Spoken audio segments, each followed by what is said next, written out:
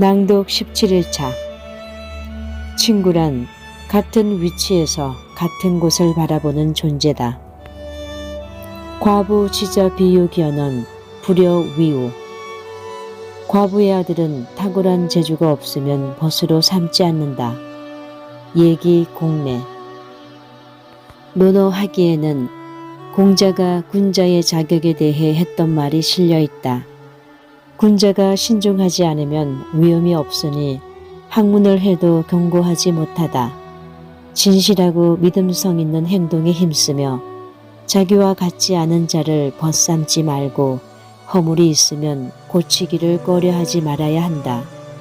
그 중에 벗을 사귀는 기준이 자기와 같지 않은 자를 벗으로 삼지 말라인데 듣기 매우 거북한 말이다.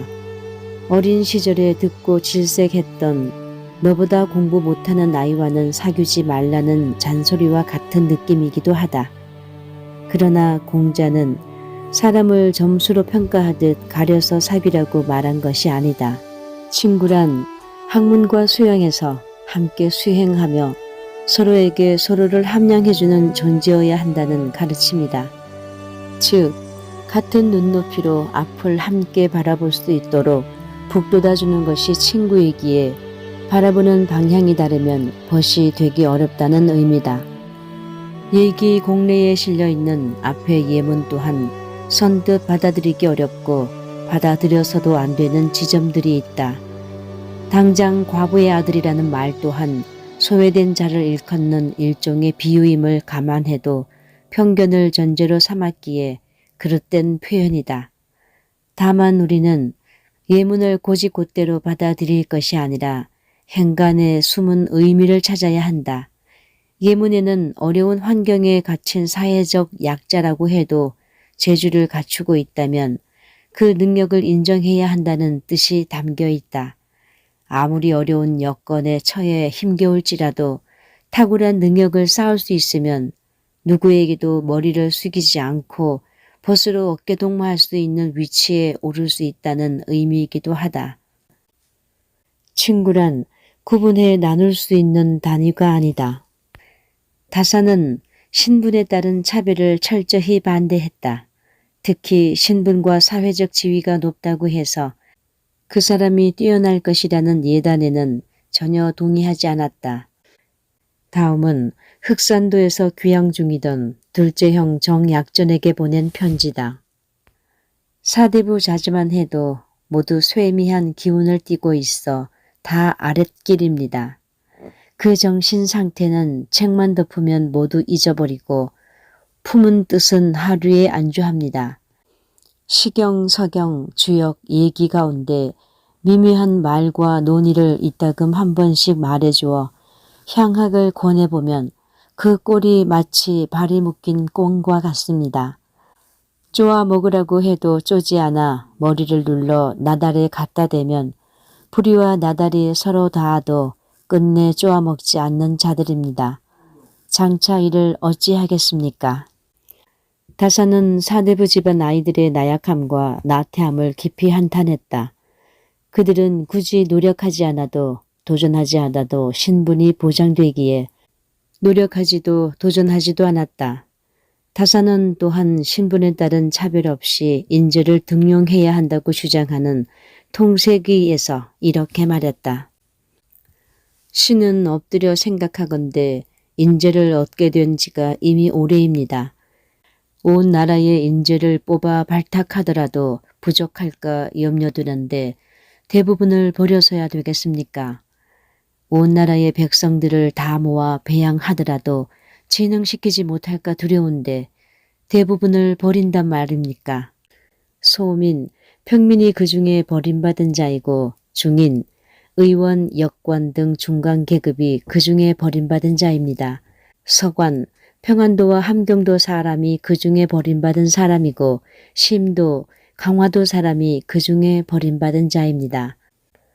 관동과 호남 절반이 그 중에 버림받은 자이고 서울이 그 중에 버림받은 자이고 북인과 남인은 버린 것은 아니나 버린 것과 같으니 버리지 않은 자는 오직 문벌 좋은 집안 수십 가호뿐입니다. 이 가운데서도 사건으로 인해 버림을 당할 자가 또한 많습니다. 다사는 신하들과 각 지방의 방백들이 청거한 뛰어난 인재들이 차별 없이 과거를 보게 하는 것을 하나의 방편으로 제시했다. 능력이 뛰어난 자들은 신분을 가리지 않고 과거를 보게 해서 차별 없이 등용하자는 제안이었다. 과거에 합격한 자들을 이른바 유력 가문 집안과 같이 해서 그 자손으로 하여금 영원토록 청명한 집안이 되게 하는 것입니다.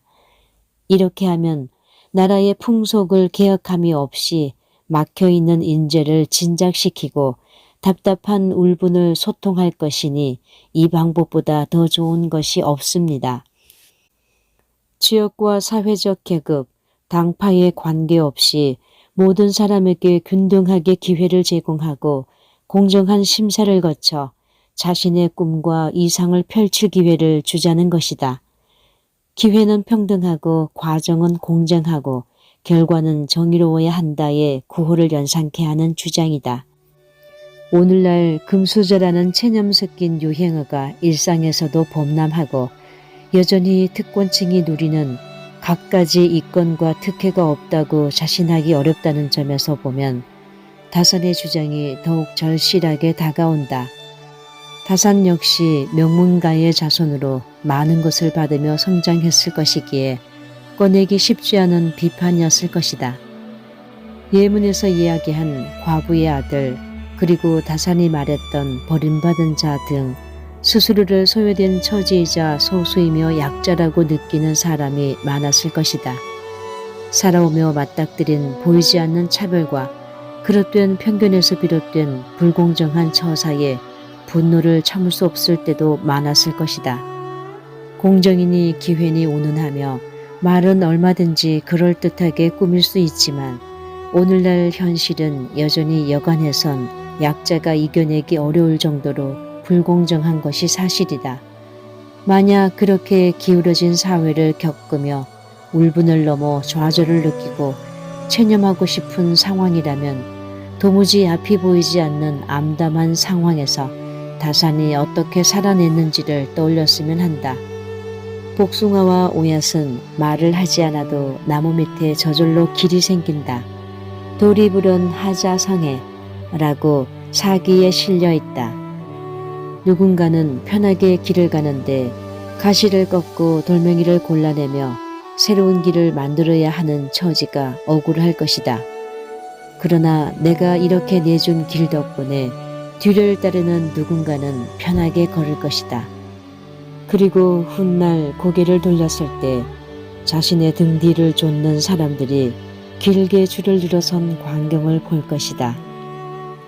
고통 없이 가볍게 쓰인 글은 쉽게 희발되기 마련이다.